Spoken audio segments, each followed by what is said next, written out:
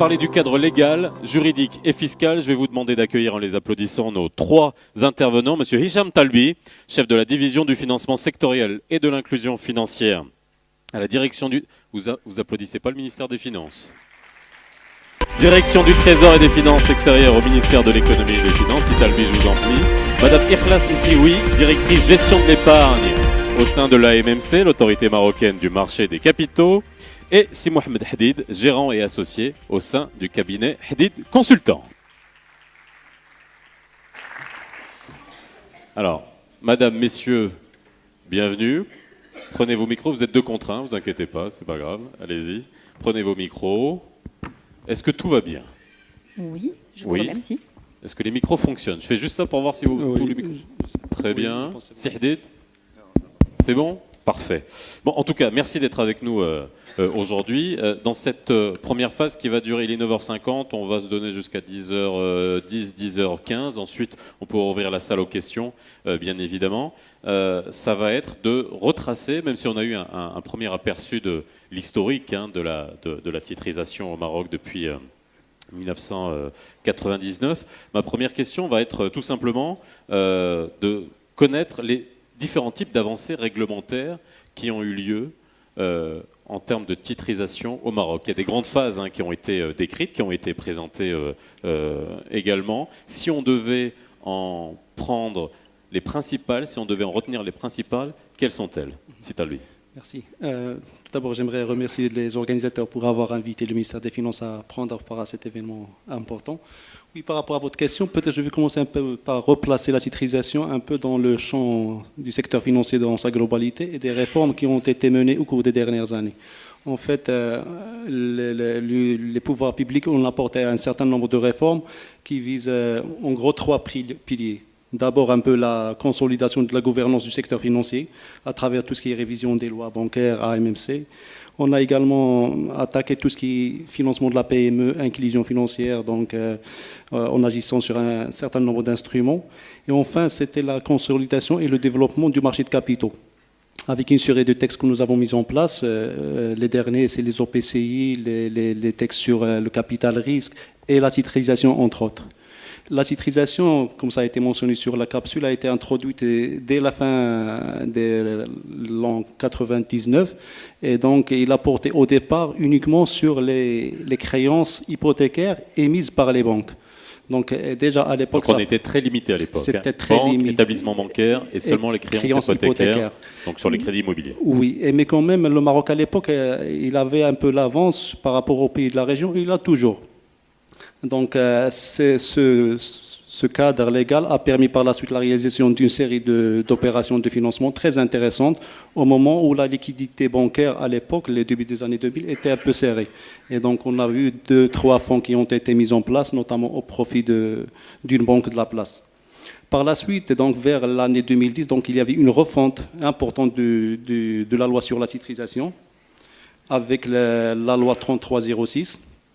Et qui était un peu une avancée majeure dans le texte légal, avec l'introduction d'une série de réformes importantes en matière de sophistication un peu de la technique. Donc là, on est sur des fonds isolés, donc qui peuvent être rechargés, on peut avoir de la compartimentation. Également, on a élargi les champs, comme vous l'avez dit, donc le champ aussi bien des émetteurs que des actifs qui peuvent être émis dans le cadre d'une opération de titrisation pour attaquer d'autres établissements émetteurs cibles tels que l'ensemble des établissements de crédit, les assurances, les entreprises publiques. Et également, on a renforcé la sécurité de cet instrument à travers un renforcement du rôle de CDVM à l'époque, à la MMC, qui a un rôle encore plus important. La dernière réforme, ou l'avant-dernière parce qu'on est dans une nouvelle réforme, il a été introduite en 2013 qui a permis un peu d'attaquer un autre palier, donc à travers notamment l'ouverture encore des actifs éligibles sur différentes catégories, biens corporels, incorporels, les créances futures et actuelles, donc c'était une large ouverture. Également, nous avons ouvert un peu le champ d'émission à l'État. Dans le cadre de la loi 3306, l'État peut être émetteur et nous avons introduit tout un dispositif spécifique à l'État. Et la nouveauté en 2013 également, c'était de faire de la titrisation un véhicule pour l'émission des certificats sukuk. Et à l'époque, en 2013, donc, la réflexion sur la finance participative, elle était à un stade encore embryonnaire. Et la titrisation, peut-être pour le rappeler, c'est le premier instrument de finance participative qui a été introduit au Maroc. Voilà un peu les grandes réformes qui ont été introduites. Ceci nous permet aujourd'hui d'avoir un texte de titrisation, comme ça a été mentionné par M. Toferi, qui est très sophistiqué, qui est peut-être même en avance par rapport aux besoins déjà du marché et bien sûr au niveau régional, et pour lequel le potentiel est encore énorme. Peut-être je vais revenir par la suite sur le potentiel. Oui, notamment sur le potentiel et sur les nouveaux amendements, hein, justement, parce que l'évolution elle est encore en train de s'opérer. Madame Thioui, je voudrais juste, vous avez parlé du renforcement du rôle de l'autorité, de l'AMMC dans les opérations de titrisation. Est-ce que vous pouvez nous décrire le rôle de l'AMMC en amont d'une opération de titrisation? Très bien. Bonjour à tous. Donc avant d'aborder le rôle de l'AMMC dans les opérations de titrisation à proprement parler, je voudrais juste rapidement rappeler la mission de l'autorité marocaine du marché des capitaux. Donc sa mission centrale, c'est la protection de l'épargne qui est investie en instruments financiers. Elle doit de ce fait veiller au traitement équitable des investisseurs et surtout, donc une notion très importante, veiller à la transparence des marchés, la transparence des informations et leur intégrité. Et donc de manière générale, elle contrôle tous les intervenants qui interviennent sur ce grand marché des capitaux.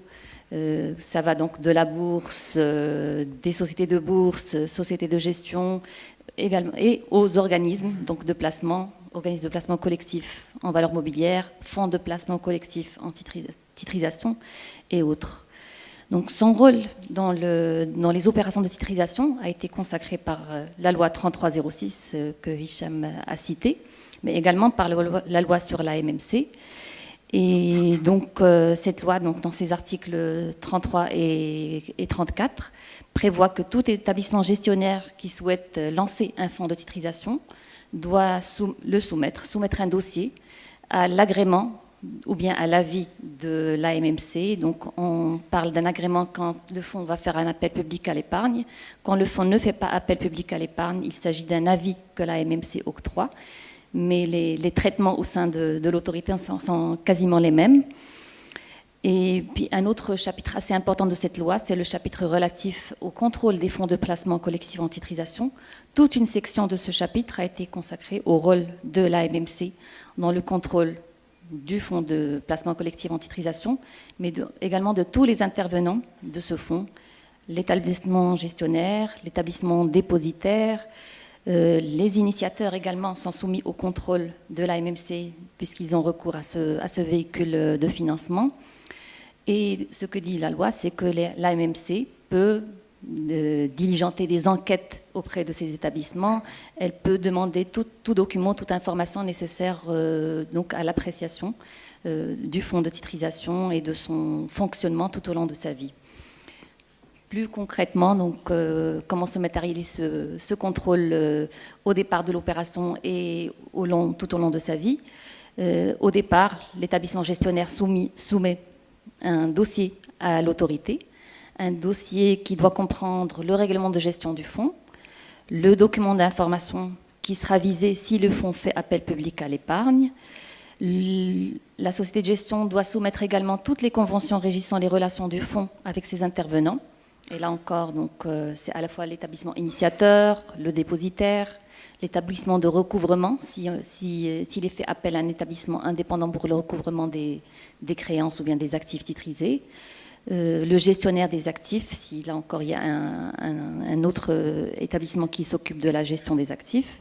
Donc tous ces documents sont soumis à l'appréciation de l'autorité. Elle les apprécie donc au regard de leur conformité aux textes législatifs et réglementaires qui régissent cette activité.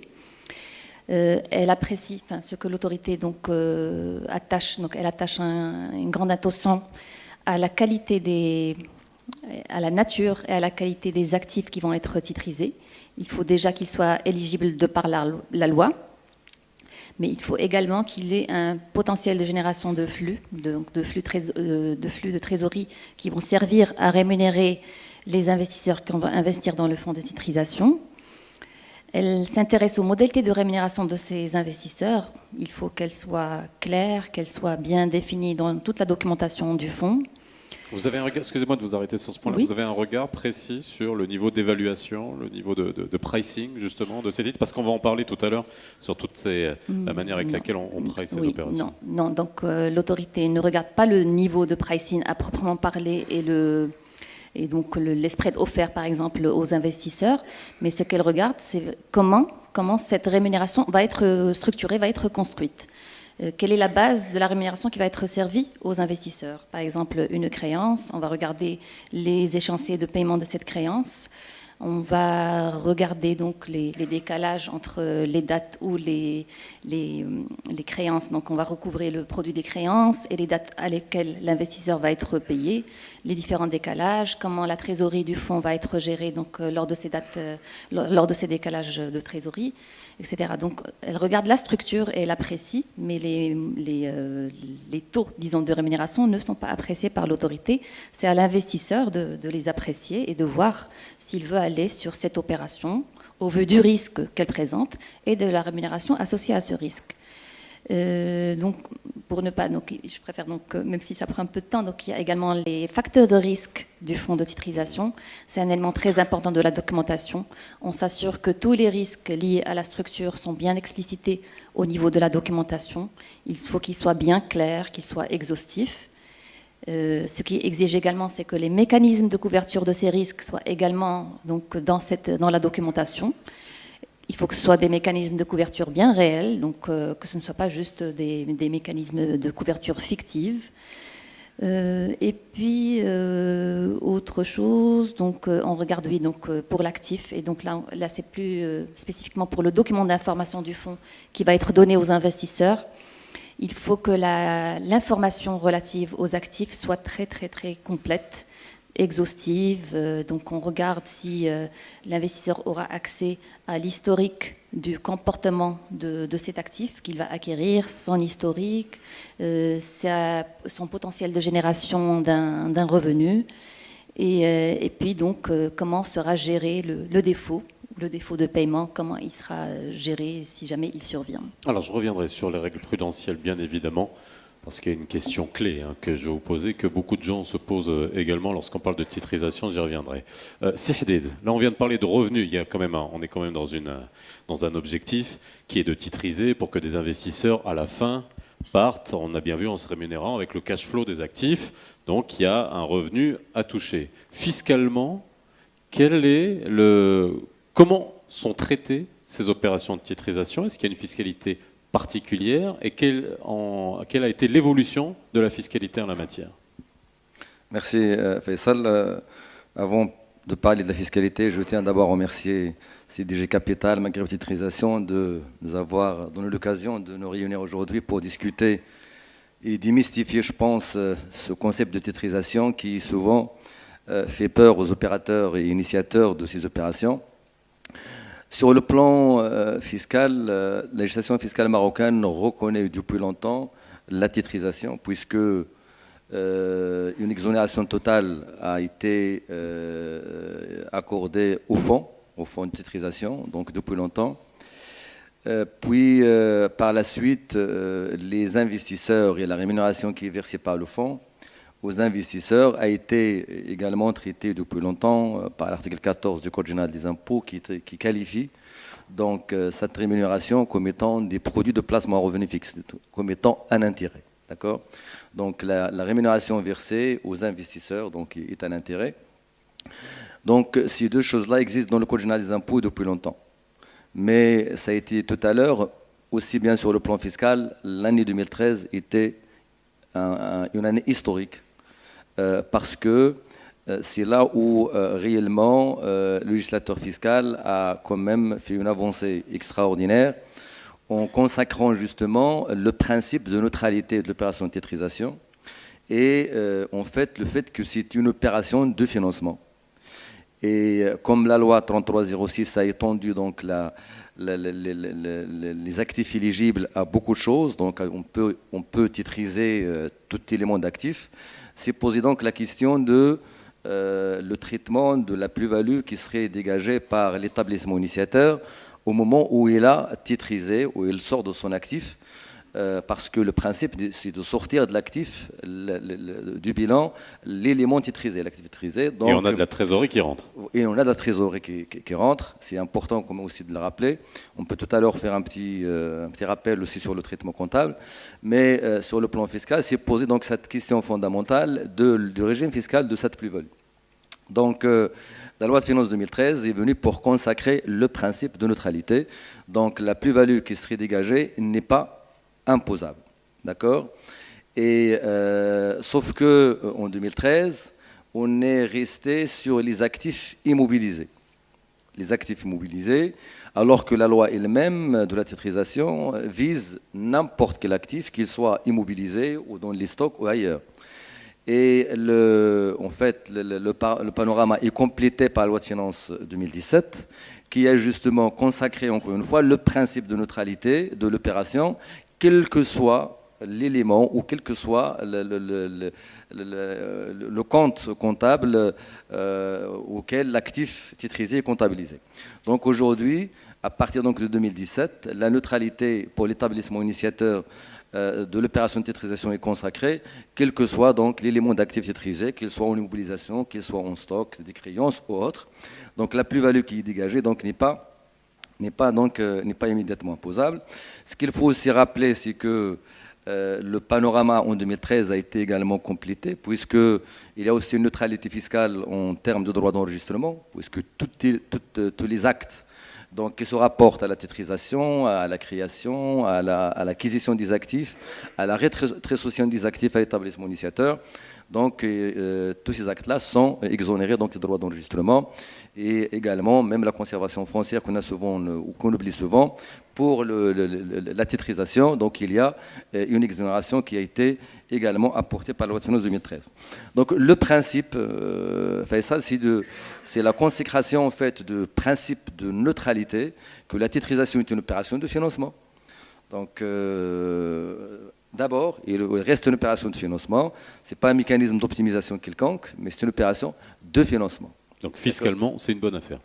Donc fiscalement, le principe, on va dire que c'est une fiscalité pragmatique par rapport à la titrisation. Effectivement, je pense que le travail qui a été fait en 2013 était important et intéressant, et qu'il a donc eu une écoute à ce niveau pour que, effectivement, il y ait cette neutralité qui devrait effectivement permettre le développement. Et je pense que ce qui s'est passé depuis 2013, comme ça a été dit tout à l'heure par Hoda, c'est grâce, entre autres, je pense, à cette neutralité fiscale qui est accordée par le Code général des impôts.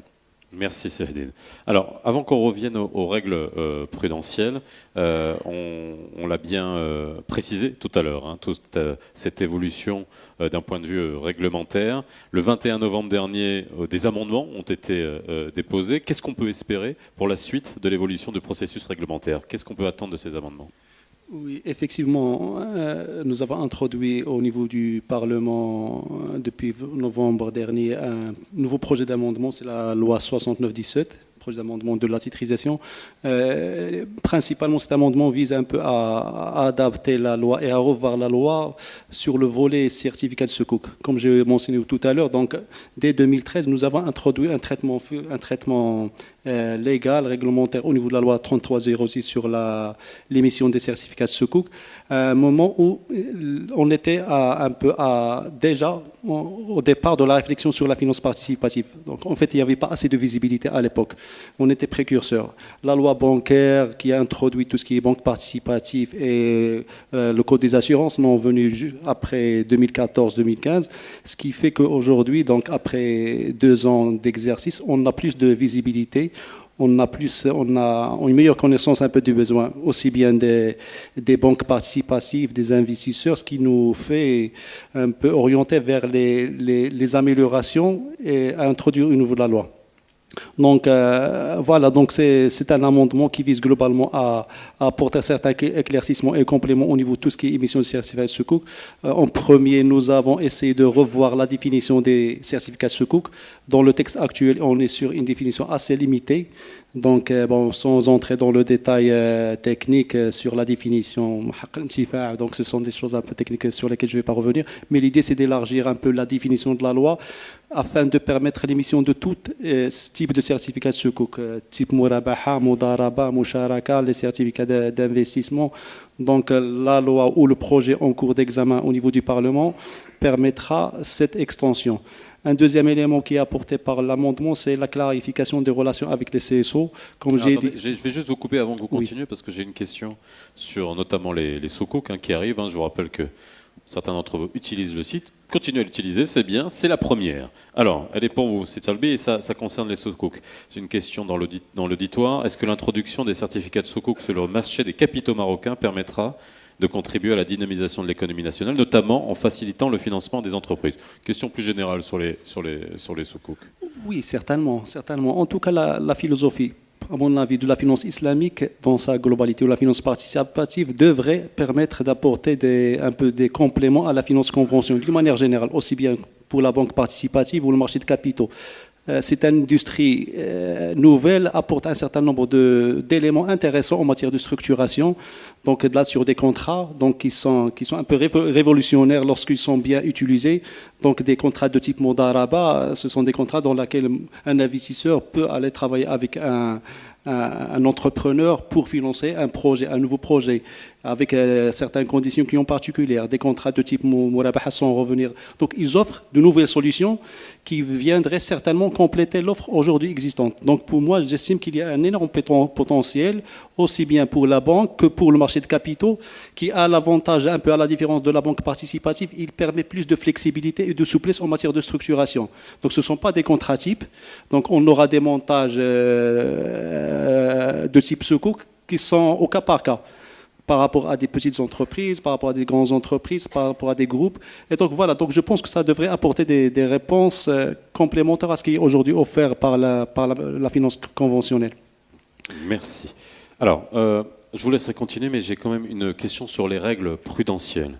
Pour faire le lien avec les règles prudentielles qui sont extrêmement importantes, on ne peut pas éluder la question qui est relative à cette crise de subprime, ce qu'on a tous vécu et qui était basée sur la titrisation. Et quand on lit toute la littérature et les journaux en la matière, on voit bien que suite à cette crise, il y a eu une baisse de la titrisation, mais après c'est remonté, ça n'a pas remis en cause le système en lui-même, mais c'est quand même une question que beaucoup de gens se posent. Quelles sont les règles justement prudentielles? Quelle prudence? Quels sont les mécanismes qui permettent justement de ne pas tomber dans des crises où ces actifs toxiques sont retransmis? Donc sans rentrer dans les détails de la crise financière de 2008. On m'a dit qu'il fallait que je parle de tout. Oui, oui. Non, bien sûr. Mais donc c'était juste pour dire que la titrisation n'était pas à l'origine de la crise financière de 2008, mais elle a joué un rôle assez important peut-être dans son amplification. Donc elle a contribué à l'aggravation de cette crise financière.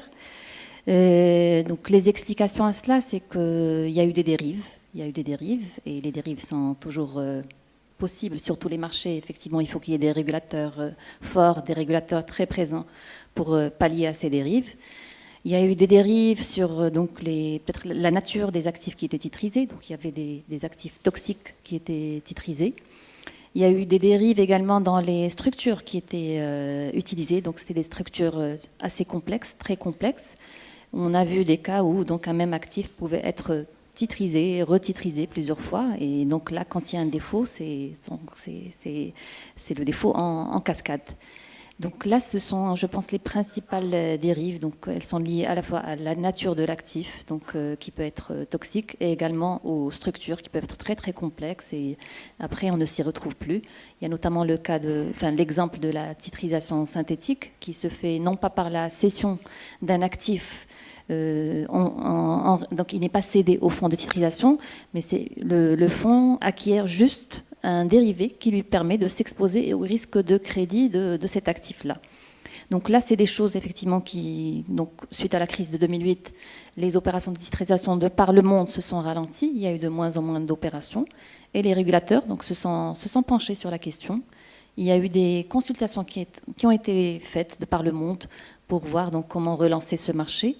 Et donc, disons, la conclusion, c'est qu'il fallait peut-être aller vers des opérations simples, des opérations donc plus transparentes, et surtout des opérations comparables, donc que l'on peut comparer. Donc telle structure à telle autre structure, si celle-ci donne tel niveau de rendement, c'est parce qu'elle présente tel niveau de risque, et que donc les choses soient bien claires, soient bien transparentes. Et donc nous-mêmes, c'est déjà donc les règles que nous adoptons dans notre traitement des opérations de titrisation, à la fois lors de leur agrément, mais également tout au long de la vie du fonds, quand nous regardons que les opérations sont conformes à la structure qui était présentée dans le règlement de gestion. Quand nous regardons si le fonds respecte, aujourd'hui il y a un ratio, c'est le ratio d'endettement qui est prévu par la loi. Le fonds ne doit pas s'endetter au-delà de 10% de son actif, sauf si son règlement de gestion prévoit un seuil supérieur. Donc, mais voilà, c'est dans le traitement de ces opérations qu'on veille à ce que on reste sur des opérations simples, des opérations qui donnent toutes les informations nécessaires à l'investisseur pour qu'il puisse prendre sa décision d'investissement en bonne connaissance du produit, parce que l'agrément et le visa de l'autorité ne veut pas dire que le produit est sans risque. Donc il y a des disclaimers qui sont très clairs dans les notes d'information. Et voilà, quelque chose que je veux dire, c'est qu'il faut vraiment que les investisseurs prennent le temps de lire les documents d'information. Nous avons été confrontés à certains cas sur le marché où les investisseurs n'avaient pas suffisamment connaissance des clauses qui étaient prévues dans les documents d'information. Donc là, c'est quelque chose pour les opérations de titrisation où il faut vraiment être très, très conscient du risque que l'on prend quand on investit sur un fonds de titrisation. Merci Madame Sio. Si Talbi, vous vouliez rajouter quelque chose? Ou alors, je vous avais coupé à un moment bien précis, je vous laisse continuer. Il nous reste 5 minutes. Non, juste par rapport à votre question sur la crise suprême, et par rapport à l'approche un peu d'introduction de la titrisation au Maroc, j'aimerais revenir pour dire que c'était une approche progressive. Donc on a fait exprès d'aller d'une manière douce, progressivement, en essayant un peu de concilier d'une part entre les besoins du marché, mais d'autre part de la maturité un peu de l'expertise locale, des investisseurs, des gestionnaires, de tout l'écosystème, ce qui nous permet justement au cours des années 2008-2009 un peu d'échapper à cette crise de subprime, parce qu'on était sur des instruments assez simples, et le marché donc a permis par la suite un peu d'augmenter de son expertise ou de sa capacité pour aujourd'hui pouvoir traiter de la complexité et aller sur des structures plus compliquées. Peut-être par rapport à la question de tout à l'heure. Donc, comme j'ai dit, la principale amélioration au niveau du projet en cours, c'est un peu l'élargissement et la révision des modes d'émission des certificats de sukuk. Également, il y a un traitement où nous avons un peu revu la structure même du dispositif de titrisation afin de l'adapter par rapport à cet objectif. Également, il y a certains dispositifs spécifiques à l'État, aux émissions de l'État, donc que nous avons introduits au niveau de l'amendement pour pouvoir avoir plus de flexibilité et de souplesse pour l'émission, notamment des sukuk souverains. Parce que ce texte-là, c'est lui-même qui va servir, qui est en cours justement pour l'émission de certificats souverains qui sont attendus par le marché. Alors, j'ai une question pour vous. Vous voulez rajouter quelque chose? Rapidement, parce que j'ai des questions pour vous. Non, alors, j'ai une question pour vous et une question pour vous. Oui, comme vous avez parlé de crise, donc j'ai eu peur d'avoir dressé un tableau Fiscalement, j'ai pas de question. peut-être pessimiste. Moi, je voulais juste rectifier. Oui. Donc, quand je dis risque, donc il n'y a pas que les fonds de titrisation qui sont risqués sur les marchés.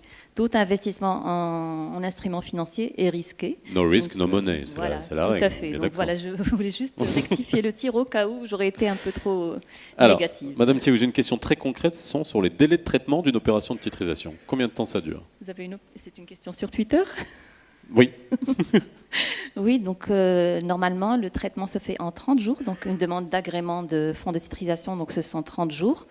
Sauf que si le dossier n'est pas complet, donc, et que nous demandons un complément d'information à l'établissement gestionnaire, donc cette demande va suspendre les délais. Donc on attend de recevoir les documents pour poursuivre l'instruction. Et de ce fait, les opérations peuvent, et souvent, prennent bien plus de temps que les 30 jours qui sont prévus par la réglementation. J'ai une autre question pour vous. Comment est-ce que le régulateur veille sur la prévention et la gestion des conflits d'intérêts entre l'établissement initiateur, le gestionnaire des fonds de titrisation? Alors, donc les cas de conflit d'intérêts, donc bien entendu, ils sont présents sur ce marché. Nous sommes sur un marché qui reste de taille je ne veux pas dire petite, mais une taille plutôt limitée. Et effectivement, les cas de conflit d'intérêts sont réels, sont bien prévus. Ce qu'il faut, c'est que les établissements initiateurs et les établissements gestionnaires, dans la documentation du fonds, ils doivent bien préciser quels sont les cas possibles de conflit d'intérêts et comment ils sont gérés, quelles sont les dispositions, quels sont les mécanismes qui sont mis en place pour la gestion de ces conflits d'intérêts.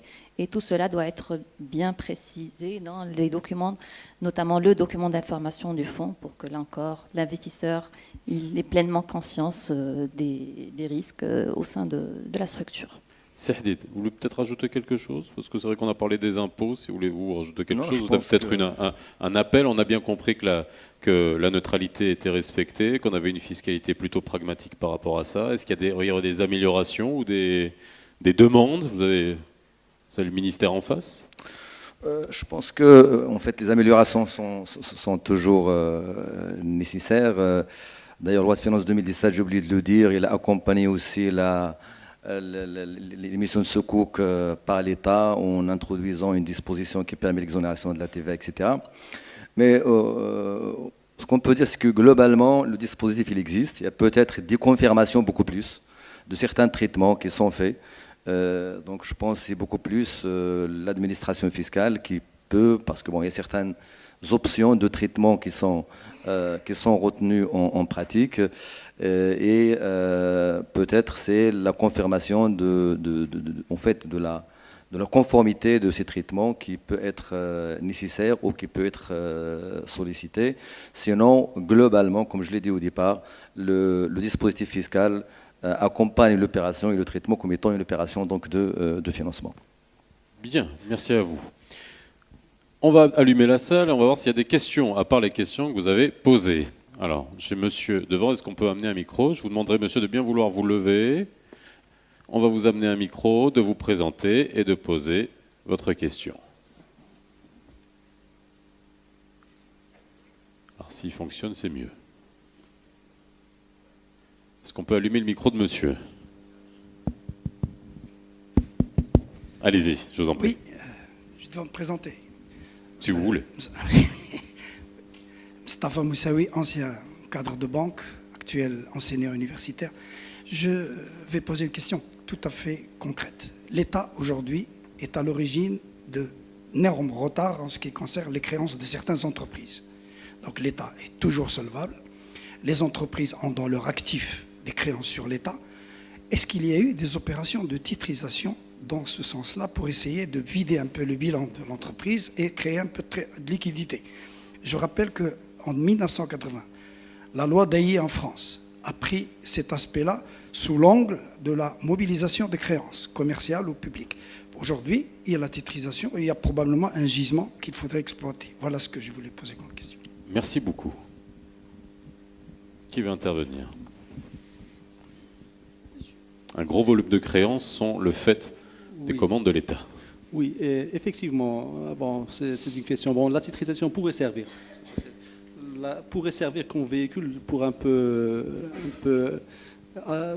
étaler sur le temps le règlement par l'État de ces créances. Et je pense au niveau du ministère des Finances, nous avons essayé, nous avons tenté, ça fait 2-3 ans, un exercice dans ce sens, mais malheureusement, on s'est été confronté à d'autres problématiques. Aujourd'hui, chez une entreprise, on peut retrouver, vous êtes un banquier, vous connaissez ça mieux que moi, une créance qui s'affiche à 100, alors que le montant effectif n'est que de 20. Et donc, il y avait tout un travail à faire justement pour un peu assurer un peu le contenu et la véracité de la créance et qui exigeait un travail énorme. Donc, pour passer d'une simple créance qui est écrite sur l'État pour la confirmer et l'approuver pour un document écrit, c'était une phase préalable pour pouvoir la titriser. Et c'était cette phase préalable qui était plus compliquée. Mais une fois on aura des créances qui sont attestées, qui sont approuvées aussi bien par le détenteur de la créance que par le créancier, là, l'exercice va être plus facile. Et je pense qu'il y a des opérations commerciales qui ont été introduites au niveau de la titrisation et par laquelle la titrisation a justement permis de solver ces problèmes. Donc le problème, ce n'est pas au niveau de la titrisation en tant qu'instrument, c'est plutôt au niveau amont, donc de la véracité et de l'approbation de la créance. Si ce travail serait fait, par la suite, la titrisation serait un véhicule convenable. Merci. Alors, une question que j'ai sur Internet pour vous, d'un point de vue fiscal, Sihdid, et ensuite on passera à la deuxième séquence, parce qu'on a déjà un peu dépassé. Quel est le traitement comptable d'une opération de titrisation chez l'établissement initiateur avec décote sur cote? En fait, tout à l'heure, j'ai parlé de l'aspect comptable, sans le développer, mais effectivement, il y a un avis du Conseil national de la comptabilité qui a été émis justement pour définir le traitement comptable qui a réservé par l'établissement initiateur à l'opération de titrisation. Cet avis consacre également le principe de la neutralité de l'opération, puisque la plus-value qui est dégagée n'est pas... en fait, on doit faire une provision pour annuler la plus-value qui a été dégagée. Donc on ne laisse pas, en quelque sorte, la plus-value à la disposition de la société pour la distribuer autrement. Donc on fait une provision. S'il y a une surcote et une décote, on fait aussi des provisions pour anticiper.